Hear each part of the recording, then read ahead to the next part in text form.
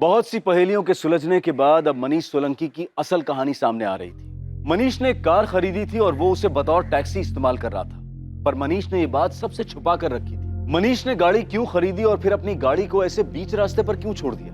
अब पुलिस के पास एक नाम था, ध्रुव साहू, जो शायद इन सारे सवालों के जवाब दे सकता था, पर फिलहाल ध्रुव साहू गायब था।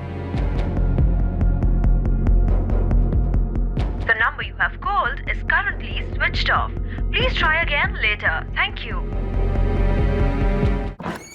सर, राइट कैब कंपनी से पता चला है कि मनीष की कार को ध्रुव साहू नाम का ड्राइवर चला रहा था। कैब कंपनी से ध्रुव साहू का रजिस्टर्ड मोबाइल नंबर मिला, जो फिलहाल स्विच ऑफ। और इसके घर का एड्रेस? सर, रागिनी गई है वहाँ टीम लेके।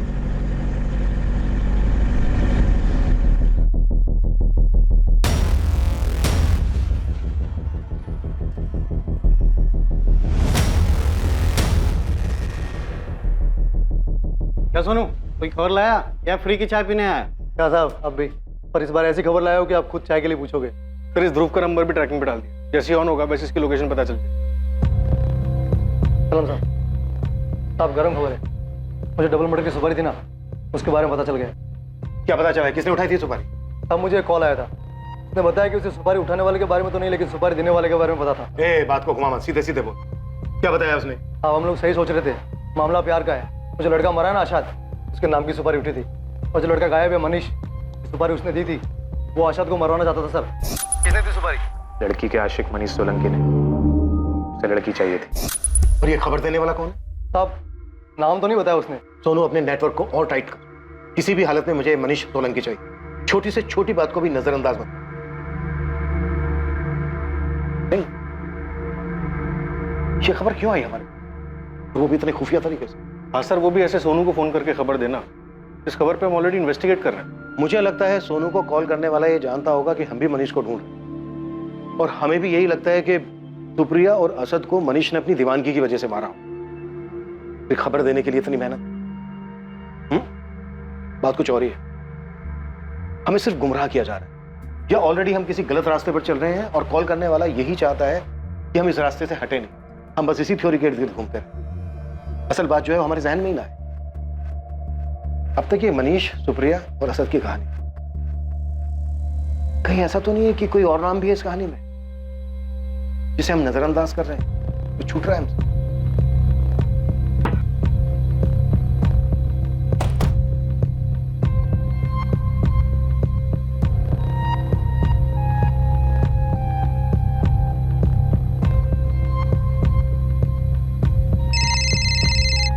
हाँ रागिनी, सर, इस ध्रुव के घर पे तो ताला लगा हुआ है। लगता है उससे पुलिस आने की खबर मिल गई होगी। कल रात तक तो उसका फोन चालू था, लेकिन आज सुबह से बंद है।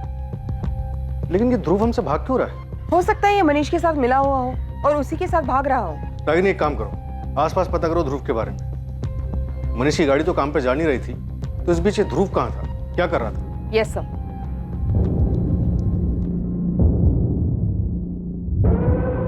ध्रुव साहू को जानते हो, तुम्हारा पड़ोसी? जी मैडम, क्या हुआ? इस वक्त कहाँ मिलेगा, कुछ पता है? मैडम, इस वक्त तो वो काम पर होगा। कहाँ काम करता है? ध्रुव ड्राइवर है, पास में पीके ट्रेवल एजेंसी है, तो उनके लिए गाड़ी चलाता है। ध्रुव साहू कहाँ मिलेगा? ध्रुव?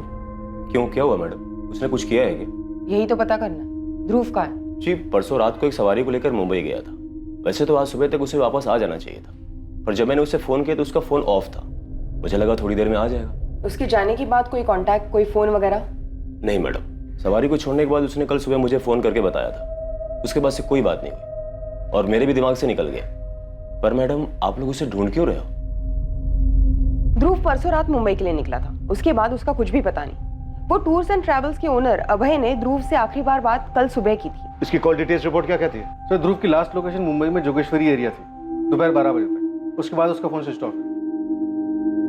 अगर ध्रुव अपने क्लाइंट को लेकर मुंबई गया था, तो इसका मतलब साफ है कि मनीष ध्रुव के साथ तो नहीं है। लेकिन अभी तक मनीष और टैक्सी के बीच का मिसिंग लिंक ये ध्रुव ही है। इस ध्रुव का हमारे लिए मिलना बहुत जरूरी है। ध्रुव के घर के बाहर एक कांस्टेबल तैनात है। पीके ट्रैवल्स की दुकान पर भी निगरानी रखी है और उसका फोन तो ट्रैकिंग पर है ही। सर, ध्रुव के वापस आते हमें पता चल जाएगा। मेरा मनीष कोई खून कर ही नहीं सकता, वो कोई गलत काम नहीं कर सकता। बेटा है वो मेरा, बहुत अच्छी तरह से जानती हूँ मैं उसे। क्या हम सच में मनीष को जानते हैं लता? हाँ? मैं उसके लिए पुलिस से लड़ता रहा, कहता रहा कि हमारा बेटा कभी कुछ गलत नहीं कर सकता, हमें विश्वास है उस पर। आज पता चल रहा है कि वो हमसे झूठ बोलता रहा। MBA कोचिंग के नाम पर हमसे 2 लाख रुपए लिए और उसकी गाड़ी खरीद ली। एक लड़की को प्रपोज किया और उसके इनकार करने के बाद भी उसके लिए ज्वेलरी खरीदता है। और अब जबकि उस लड़की की लाश मिली है तो पुलिस कह रही है कि मनीष ने उसका मर्डर किया, उस लड़की सुप्रिया और उस लड़के असद का। क्या तुम अब भी कहोगे कि हम मनीष को जानते हैं? बोलो लता, बोलो बोलो, हम मनीष को जानते हैं। पापा देखिए, अब आप हिम्मत मत हारिए और हम अभी किसी नतीजे पर नहीं पहुंचते। आनंद, उसे रातों रात 10 लाख रुपए चाहिए थे। हमने मनीष से कभी सवाल नहीं किया, लेकिन करना चाहिए था। तुमसे 1,30,000 रुपए लेकर वो फरार है और हमारे पैसों पर वो अपने जुर्म से भाग रहा है। तुम कसम खाओ लता कि अगर उसका फोन आया तो तुम छुपाओगी नहीं। उसके लिए अच्छा होगा कि वो खुद को पुलिस के हवाले कर दे। मैं नहीं मानती कि मेरा बेटा कोई गलत काम कर सकता है। आपको, पुलिस को, सबको गलतफहमी है। मैं कह रही हूं कि वो किसी बड़ी मुसीबत में फंसा हुआ है।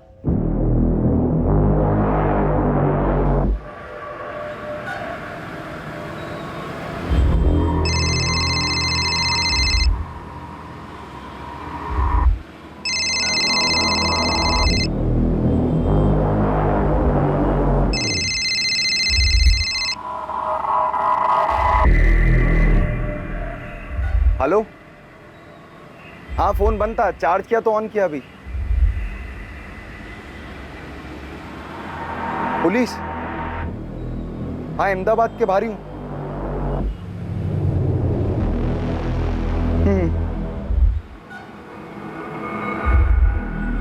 ध्रुव अब तक पुलिस की पकड़ से बाहर था और उसे ये खबर मिल चुकी थी कि पुलिस उसे ढूंढ रही थी। क्या ध्रुव और मनीष दोनों ने मिलकर ये खून किए थे? इस केस का सच बाहर आना अब भी बाकी था और वहीं असद और सुप्रिया के परिवार वालों को उनकी हत्या का कड़वा सच स्वीकार करना पड़ रहा था।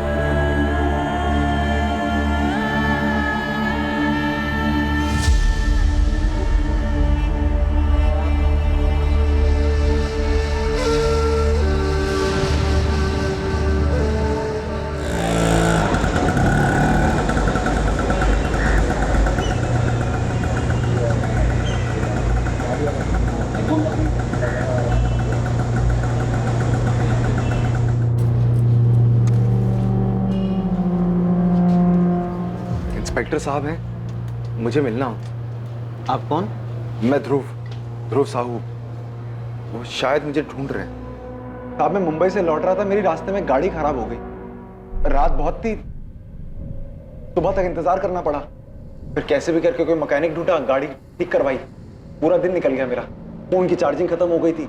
मैकेनिक के पास फोन चार्ज किया तो अबे भाई का फोन आया। वो बोलने लगे कि आप लोग ढूंढ रहे हैं मुझे। सीधी गाड़ी खड़ी करी मैं और यहाँ पर आ गया आपके पास। तेरी गाड़ी सच में खराब हो गई थी या फिर भागने की फिराक में था? साहब, मैं क्यों भागने लगा? गाड़ी सच में खराब हो गई थी, नहीं तो मैं सुबह पहुंच जाता यहाँ पर अहमदाबाद में। पर साहब, हुआ क्या है? मुझे क्यों ढूंढ रहे थे आप? मनीष सोलंकी कहाँ है ध्रुव? क्या हुआ? क्यों गया? सब पता है हमें। मार्च तक गाड़ी चला रहा था तो उसकी। हाँ साहब, मैं मनीष की गाड़ी चला रहा था, पर जैसा कि आपने बोला मार्च तक, उसके बाद मुझे नहीं पता वो कहाँ पर है। आखिरी बार कब मिला था मनीष से? कुछ 3 महीने पहले, जब मैं गाड़ी खड़ी करने गया था उसके यहाँ पर। जान पहचान कैसे हुई थी तेरी उसके साथ? साहब, वो मेरे पुराने ऑफिस के पास रहता था, जहाँ पर मैं गाड़ी चलाता था पहले। पीके एजेंसी? नहीं साहब, माँ जर्नी ट्रेवल्स। वो वहीं पर ही आता था गाड़ी भाड़े पे लेने के लिए। तभी हमारी बातचीत होने लगी, जान पहचान हो गई थोड़ी सी।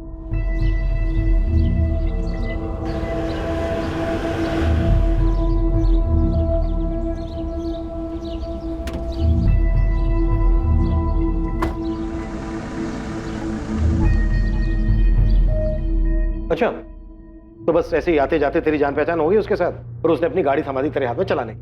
सिर्फ आते जाते नहीं साहब, दरअसल मनीष टैक्सी चलाने के बारे में काफी कुछ जानना चाहता था। बस उसी चक्कर में हमारी बहुत सारी बातें होने लगी। दिन का कितना कमा लेते हो? अपनी गाड़ी ने भाई, नौकरी करता हूँ, 15,000 बन जाता महीने का। यानी हर दिन का 500? हाँ।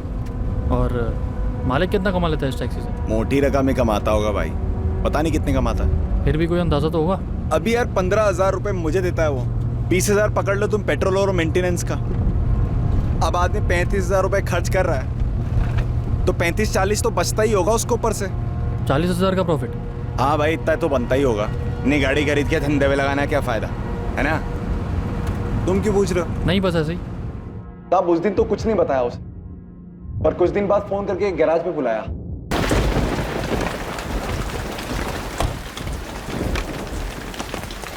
क्या वो मनीष भाई, इतना अर्जेंट क्यों बुलाया? जैसे कि इंपॉर्टेंट काम है। एक गाड़ी को जरा चला कर दे कि इसकी हालत ठीक है या नहीं। पर क्यों? गाड़ी किसकी है? अरे यार, तू सवाल बहुत करता है। ये ले चाबी, चला सब बताता हूँ बाद में।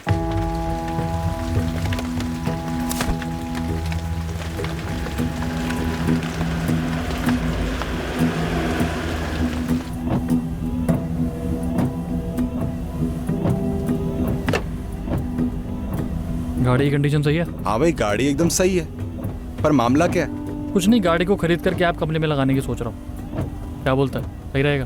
कैब? भाई कहाँ इन सब चक्करों में पड़ रहे हो आप? अरे चक्कर वक्कर कुछ नहीं है, सीधा बिजनेस है। गाड़ी ड्राइवर चलाएगा, मेरे कुछ पैसे बन जाएंगे। अब ये बता कि गाड़ी मेरी हुई तो क्या तू चलाएगा? तुझे कितने मिलते? 15? मैं 18,000 दूंगा। हाँ चलाएंगे ना भाई, बिल्कुल। साहब मनीष लड़का अच्छा था, पैसे अच्छे दे रहा था। अब मैं भला क्यों मना करने लगा? उसने गाड़ी खरीद ली, मैंने गाड़ी चलानी शुरू कर दी उसकी। मनीष लड़का अच्छा था, पैसे भी अच्छे दे रहा था, तो फिर 3 महीने पहले तूने उसकी गाड़ी चलानी बंद क्यों की? साहब मनीष को धंधे की असलियत दिखाई दे गई थी। धंधा उसे जितना आसान लग रहा था उतना था नहीं, ऊपर से गाड़ी का खर्चा अलग। इस महीने भी सिर्फ 45,000 हुआ है। 18,000 तेरी सैलरी, 20,000 गाड़ी का खर्चा निकालने के बाद भी सिर्फ 7,000 बचते हैं। तूने तो कहा था 40,000 बचते हैं, और पिछले 2 महीने से ये हाल है बस। तो भाई मैंने अपने मालिक के लिए बोला था ना, वो 10 गाड़ियां हैं उसके पास, एक खराब होती है दूसरी चलती है, एक का दूसरा पूरा कर देती है, उसका बच जाता है। तूने पहले क्यों नहीं बताया? अरे तो तुमने पूछा ही नहीं पहले, और मैंने बोला तो था मत पड़ो उन सब चक्कर में, फालतू की सरदर्दी है। मार्च के महीने में कुछ ही दिन और चलाई होगी मैंने गाड़ी, जब एक सुबह गाड़ी साफ करते हुए मनीष आया और 20 मार्च से गाड़ी यहीं खड़ी कर देना। गाड़ी खड़ी कर देना मतलब? तुम कोई और काम ढूंढ लो। क्यों? इस कैब के धंधे में बहुत नुकसान हो रहा है। साहब जैसा उसने कहा था मैंने बिल्कुल वैसा ही किया। 20 मार्च को गाड़ी उसके घर के नीचे आके खड़ी कर दी मैंने, चाबी उसके हाथ में रख दी मैंने। अब वो कैसा है, कहां पर है, मुझे नहीं पता। पता नहीं है या फिर बताना नहीं चाहता? साहब कैसी बात कर रहे हो, मैंने सब बता तो दिया आपको। पर तूने अभी तक हमें ये नहीं बताया है कि मनीष ने तेरे साथ मिलकर सुप्रिया और असद को मारने का प्लान बनाया था और उसके बाद मार डाला दोनों को। मारने का प्लान? साहब ये क्या कह रहे हैं आप? मनीष ने कुछ कर दिया क्या? 2 मर्डर करके फरार है मनीष सोलंकी, और एक तू ही है जो सबसे ज्यादा उसके साथ टच में था। तेरी बातचीत होती थी सबसे ज्यादा उसके साथ। दोस्ती यारी में आके तू भी उसके प्लान में शामिल हो गया होगा और मार दिया होगा दोनों को। साहब मनीष के साथ मेरी अच्छी जान पहचान थी, ये बात सही है, लेकिन उतनी ही बात सही है 20 मार्च को उसके यहाँ पर गाड़ी खड़ी करने के बाद मैं उससे नहीं मिला, मैंने नई ट्रैवल एजेंसी ज्वाइन कर ली। आप लेजर चेक कर लो वहां जाकर, मैं और क्या बताऊं आपको।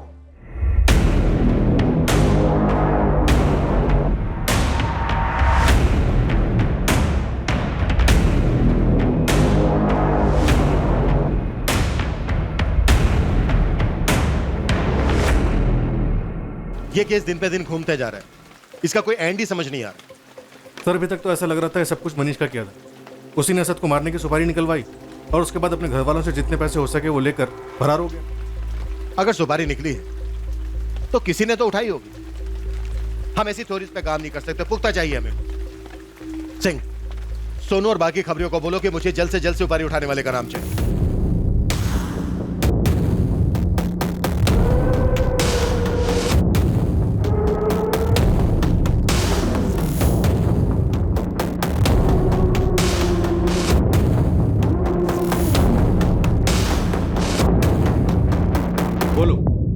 किसने दी सुपारी? साहब सच में बता रहे, हमें कुछ नहीं पता। नहीं मैडम, नहीं मैडम, मत मारिए मैडम। तुम में से ही किसी ने उनका काम तमाम किया और अब यहाँ आके नाटक कर रहे हो। साला पता नहीं कौन उठाया सुपारी, और पुलिस है ना अपने नाक में दम करके रखे है। जब दिल में उठा लिया और एक सवाल, सुपारी किसने ली, सुपारी किसने ली। अरे कुछ और भी पूछ लो। देख मजे की बात क्या है कि जिसको सुपारी लेनी थी उसने सुपारी ले भी ली, गेम भी बजा दिया। हाँ, और किसी को पता भी नहीं चल गया, सब ढूंढते रह गए। साले तू तो ऐसा बोला जैसे तेरे को सब मालूम है। हाँ देख, अब मैं हवा में बात नहीं करता। सुपारी राजू रंगीला ने उठाई थी। देख, तू मुंह बंद रखना, अगर उसको पता चल गया ना तो तेरी निकाल देगा वो 100-200 में सुपारी। हाँ सोनू बोल, नाम मिला? नाम भी मिला और पता भी। साहब लगता है इस बार अपना काम हो जाएगा। जल्दी बोल।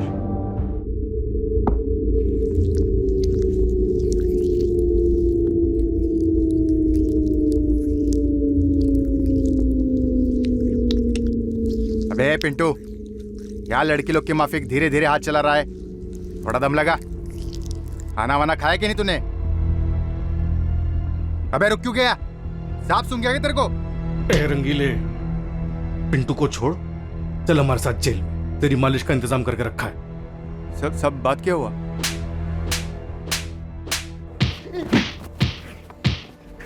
अरे साहब, मैं सच बता रहा हूँ, मुझे सुपारी के लिए बोला था पर मैंने सुपारी नहीं उठाई। तूने कहा और हमने मान लिया। सुपारी उठाने में तू नंबर 1 है। तुझे लगता है तेरी इस कहानी पे भरोसा कर लेंगे हम? अरे साहब, मेरी बात तो सुनो। मैंने सुपारी के लिए मना किया क्योंकि पैसा बहुत कम था। एक मटर तो हुए। अगर सुपारी तूने नहीं उठाई तो फिर किसने उठाई? साहब मुझे क्या पता, पर मैंने कुछ नहीं किया। अरे जिससे सुपारी दी थी उससे पूछो ना आप। मनीष सोलंकी, यही नाम है ना उसका? पता नहीं साहब, नाम तो मैंने ये पहली बार सुना। साले नाटक करता है। कहाँ छुपा है मनीष? साहब मैं सच बता रहा हूँ, मुझे किसी मनीष सोलंकी ने सुपारी नहीं दी थी। तो फिर किसने दी? ये साला मनीष खुद तो निकल गया, हमें फंसा गया। हाँ यार, बस एक बार हाथ आ जाए तो बताता हूँ। चुप कर, यह जान पे बनी हुई है, दीवारों के भी कान होते हैं। पता नहीं किस बात पर कब पुलिस फिर से उठा के ले जाए।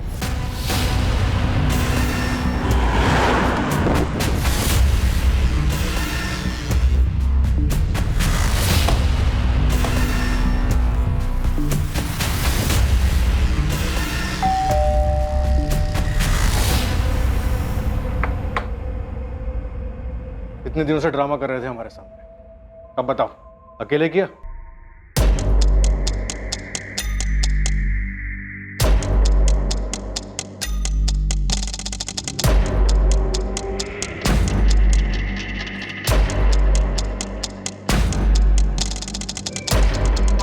हाँ साहब, यही है। चल।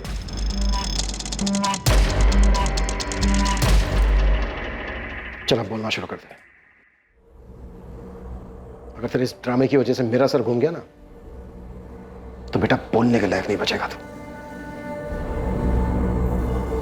सुप्रिया ने हमारे परिवार की नाक काटने की ठान ली थी, इसलिए उसे मारने के अलावा मेरे पास और कोई चारा नहीं था।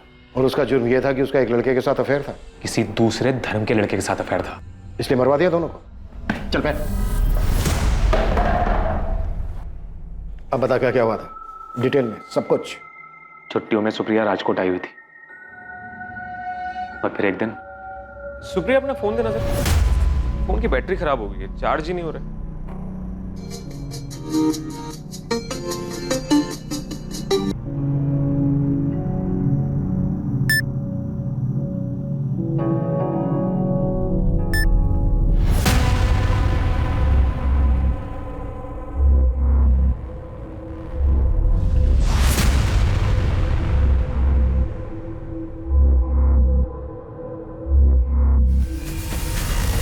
अगर मेरा बस चलता तो मैं उसी वक्त असद की जान ले लेता, लेकिन इन सब में वो अकेला नहीं था, सुप्रिया भी उसके साथ थी। मैं कुछ भी बोलता या कुछ भी करता तो सारी बात बिगड़ जाती, बदनामी होती, लोगों को पता चलता। इसलिए मैंने चुप ही रहना सही समझा। आखिर गलती तो मेरी बहन की थी ना। सुप्रिया,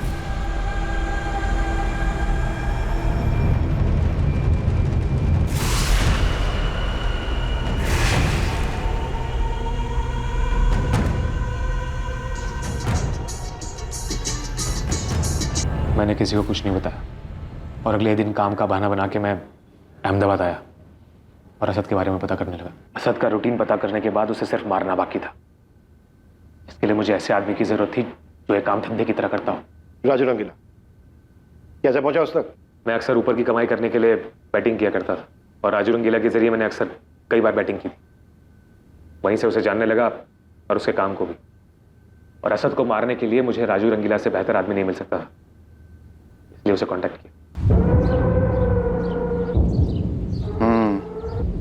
1 लाख लगेगा, लास्ट तक किसी को नहीं मिलेगी। भाई मेरे पास सिर्फ 50,000 रुपए। ए, क्या मच्छी मार्केट आया जो मोल भाव कर रहा है? 1 लाख मतलब 1 लाख, उससे नीचे 1 रुपया नहीं। करना है तो बोल, वरना निकल यहाँ से। राजू को देने के लिए 1 लाख रुपए नहीं थे मेरे पास, लेकिन मैं इस काम को ज्यादा देर तक टाल भी नहीं सकता था, इसलिए मैंने खुद असद को मारने का प्लान बनाया। असद को मारने के लिए मैंने एक देसी कट्टा खरीदा। असद को मारने का प्लान तो मैंने बना लिया था, लेकिन उसे अंजाम देने के लिए सही समय मुझे नहीं मिल रहा था। और उधर सुप्रिया की छुट्टियां भी खत्म हो रही थी और मैं दोबारा सुप्रिया को असद से मिलने नहीं दे सकता था। ये सुप्रिया जब अहमदाबाद जाने के लिए निकली तो मैं भी राजकोट से अहमदाबाद के लिए निकल गया। मैं उसकी बस के पीछे ही था। मैंने उसी दिन असद को मारने की ठान ली थी, पर कुछ और ही हुआ। जब मैंने सुप्रिया को अहमदाबाद पहुंचने से पहले ही बीच रास्ते में उतरते हुए देखा, मुझे पहले तो कुछ समझ नहीं आया, पर फिर मेरी नज़र असद पर पड़ी, जो कि शायद उसे लेने आया था। और सुप्रिया असद के साथ हाईवे से अंदर जंगल की तरफ चली गई। मैं भी गाड़ी साइड में लगा के उनके पीछे गया, जहां वो दोनों क्या वो दोनों? जरा से भी शर्म नहीं बची थी उन दोनों में। वो दोनों जंगल में ही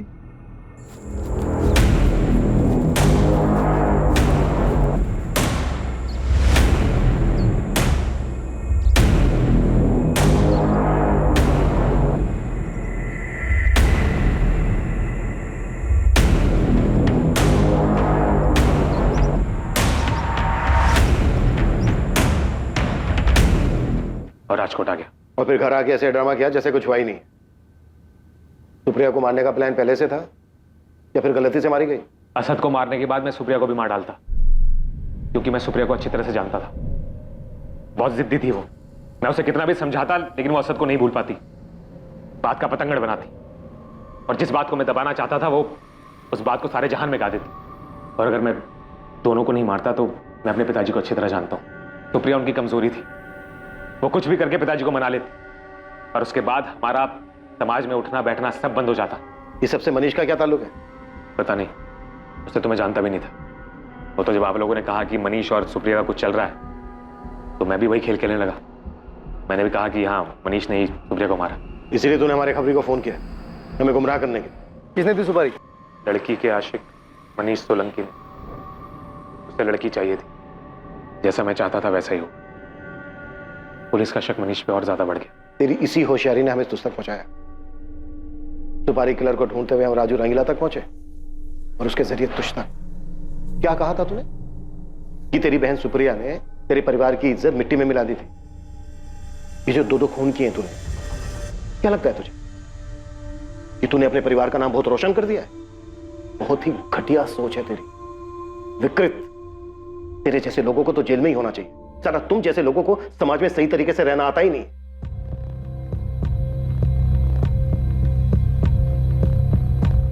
अगर मनीष का सुप्रिया और असद के मर्डर से कोई ताल्लुक नहीं है, तो फिर किस चीज से भाग रहा है वो? उसका 10 लाख रुपए मांगना, झूठ बोलना, अलग अलग एटीएम से पैसे निकालना, आखिर किस कांड में फंसा हुआ है वो? सर, मनीष की फैमिली की माने तो मनीष आरोपी नहीं, विक्टिम है।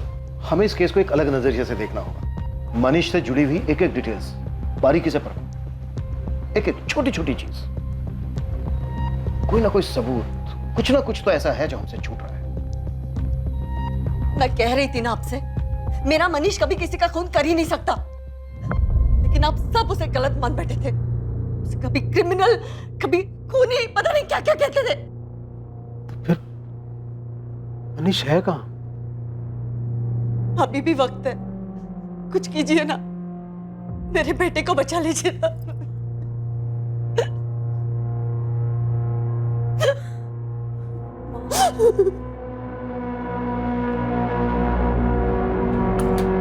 सर, 4 जून की शाम तक मनीष का फोन लोकेशन उसका रूम में था, और उसके बाद उसका फोन यहाँ भोपाल में दिखा, जहाँ वो देर रात तक ऑन रहा, जहाँ से उसने अपने माँ बाप, अपनी दीदी, जीजा, अपने दोनों दोस्त सलील और वैभव, इन सबको कॉल्स की। और सुबह तकरीबन 4 बजे उसका फोन स्विच ऑफ हो जाता है, और फिर उसके अगले 2 दिन यानी 5 और 6 जून को उसका फोन ऑन ऑफ होता रहता है। सर यही तो अजीब बात है, 4 से 6 जून के बीच फोन की लोकेशन बोपल ही थी। वो कहीं पर भी गया हो, आता तो यहीं पर आता। उसका फोन भी स्विच ऑफ इसी एरिया में हुआ। उसका लास्ट लोकेशन भी बोपल ही था। मनीष यहाँ भोपाल में कर क्या रहा था? मनीष के माँ बाप और उसके दोस्तों का तो यही कहना है कि इस एरिया में उसकी जान पहचान का कोई नहीं था। सर एक और अजीब बात। क्या? जिन 4 एटीएम से पैसे निकाले गए थे, यानी 5 जून को ओधव और कालूपुर और 6 जून को चांदखेड़ा और जुहापुरा, और हर दिन start and end point Bhopal ही है। ये चारों एटीएम्स भोपाल से काफी दूर है। भोपाल से उसके आसपास के इलाकों में भी कई एटीएम्स हैं। तो फिर उसे भोपाल से इतनी दूर जाकर पैसे निकालने की क्या जरूरत थी? सर हो सकता है मनीष किसी और की नजरों से बचना चाह रहा हो। हाँ, लेकिन मुझे लगता है कि इन चारों एटीएम की लोकेशन हमारा ध्यान भटकाने के लिए चली गई, ताकि हमारा ध्यान इन एटीएम की लोकेशंस पर रहे और मेन लोकेशन बोपल पर हमारा ध्यान ही ना जाए। एग्जैक्टली। मुझे लगता है कि मनीष यहाँ भोपाल में ही बैठकर गेम खेल रहा था। इस केस को लेकर हमें जो भी मिलेगा वो यही मिलेगा। लेकिन सर भोपाल तो काफी बड़ा इलाका है, वहां पे कुछ ढूंढना ऐसा है जैसे कि भूसे में सुई को ढूंढना। काम मुश्किल तो है, लेकिन इस केस की गुत्थी यहीं सुलझेगी। यहाँ जरूर कुछ ऐसा है जो इस केस के लिए अहम है।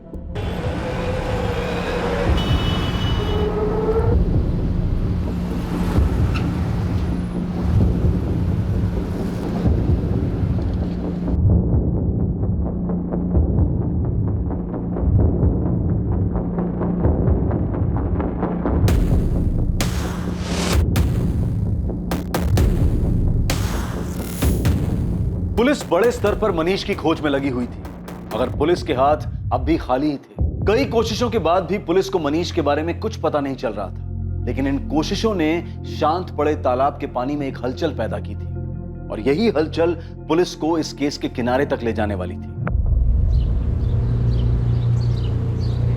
चाचा एक चाय कड़क।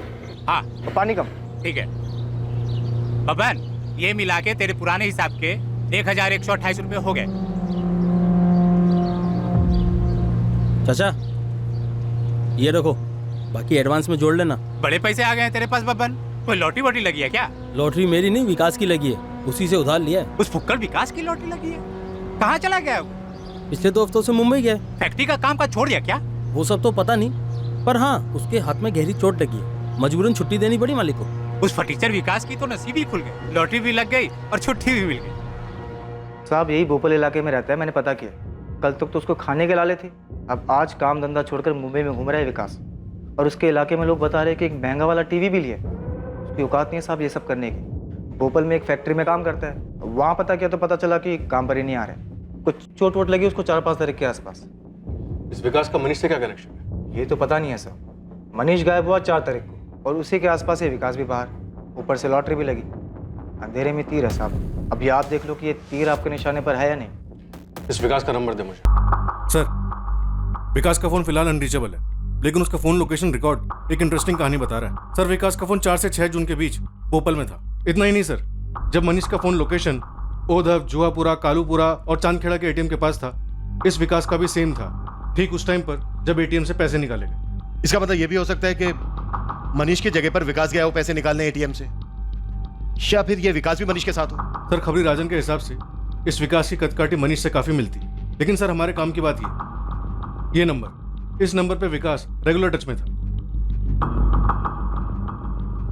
ये बहुत शातिर समझता है अपने आप को। ये शुरू से ही मनीष के करीब था, अब मनीष तक हमें यही पहुंचाएगा। उठा गिलास साले को।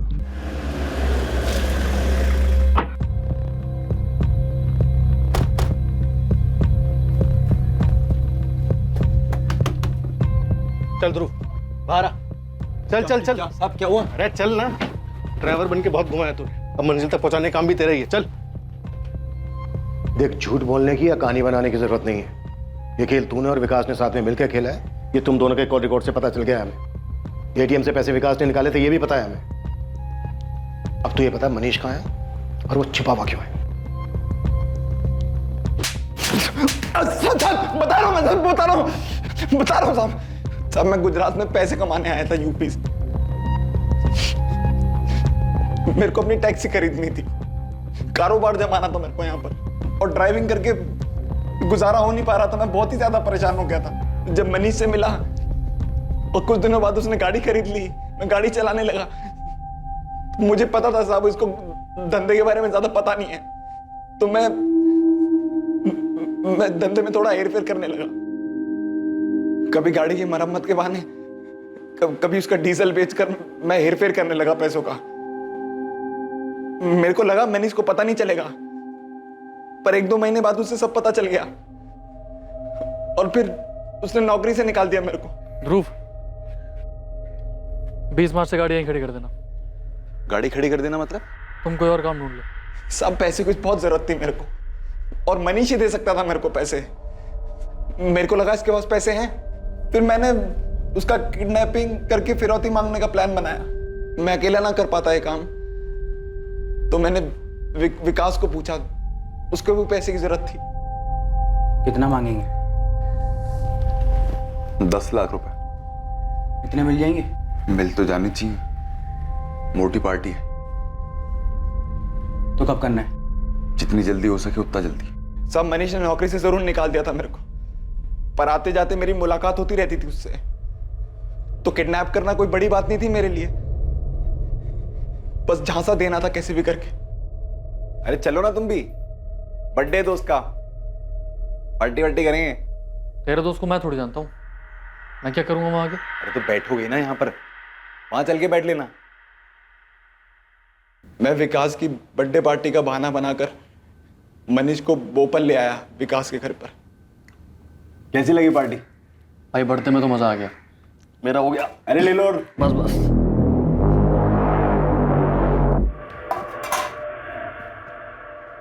मगर भिखारी निकले सबके सब। सालों के पास पैसे ही नहीं थे। उसके जीजा से कैसे भी करके 1,30,000 रुपए का जुगाड़ हो पाया, जो उसने मनीष के अकाउंट में अगले दिन डाले। और मनीष के अकाउंट में पहले से ही थे कुछ 20,000 रुपए, तो कुल मिलाकर हमारे पास कुछ 1.5 लाख रुपए बन रहा था। हमने सोचा कि जो मिल रहा ले लेते हैं उससे, नहीं तो इतनी मेहनत की है वो भी बर्बाद जाएगी। और इसकी जीजा ने पैसे भेज दिए। ले सी गाड़ी की चाबी, ले ATM निकाल लेना पैसे। हाँ सुन, फोन पे ले जा, और ये हुडी पहन के जाना इसकी। वो ATM के कैमरे में शक्ल नहीं दिखनी चाहिए, इसे मुंह झुका कर पैसे निकालना। पैसे लेने के बाद मनीष का क्या किया तूने? कहाँ है वो? क्या करना है इसका? क्या करें, छोड़ देते हैं इसे? छोड़ेगा साला, सब भोग देगा पुलिस वालों को जाकर। तो कुछ तो करना पड़ेगा इसका। मैं इसे थोड़ी ना छोड़ सकते हैं पर इसे। विकास बोल रहा था इसे मार के फेंक देते हैं, उसके अलावा कोई चारा नहीं है। मुझे डर लग रहा था, पर जो होना होता है वो होकर ही रहता है। चल उठ, चलना है। कहाँ चलना है? जन्नत। चलेगा?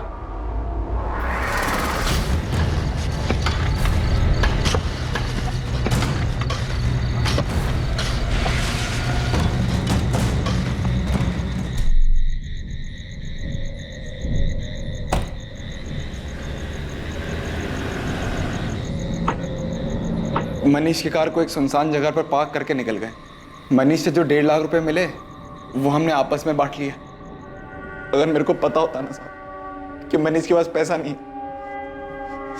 मैं कभी नहीं करता साहब। ये सच बता रहा हूं साहब, गलती से हो गया।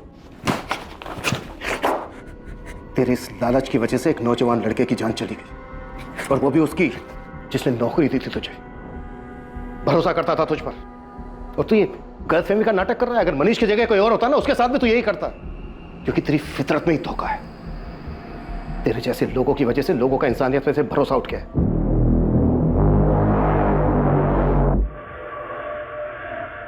विकास के वापस लौटते ही पुलिस ने उसे भी मनीष की हत्या के जुर्म में गिरफ्तार कर लिया, और पुलिस को विकास के घर से वो सारे सबूत मिले जो मनीष की दर्दनाक हत्या को बयां कर रहे थे।